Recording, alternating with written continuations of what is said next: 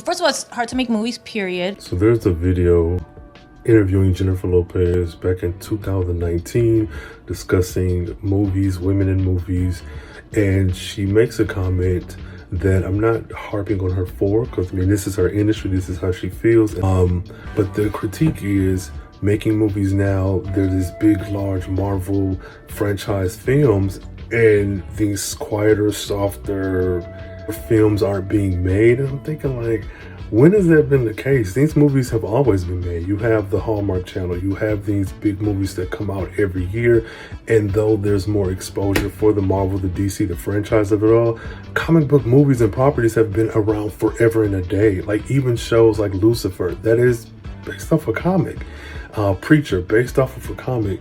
So I don't know, I think it's kind of odd, and I'm only using her video because it's recently been circulating after a couple years, but also because though I don't think the intent was F Marvel movies, there are so many people who have come out, directors, actors, and the like, where they're bashing on these comic book films as if comic book properties have not been around forever and a day.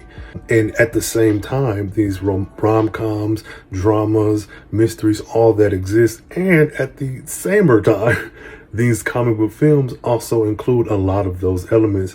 But I don't know, I think it's interesting. So I'll link the rest of the full clip for context, but yeah, that's something to think about.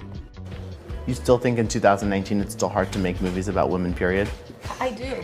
Yes. I do. It's starring women. They, first of all, it's hard to make movies, period. It has to be like a Marvel comic or, some crazy franchise thing. But in the smaller, more movies about humanity and people and life and struggles and things like you don't get that as much unless you like do it for nothing and there's no budget and you're like scraping it together, and we couldn't make that movie this way. But it is hard, and on top of just the movies itself, then when you have women characters at the front of it, it's a whole nother battle. It is another layer, and it is hard to get them made.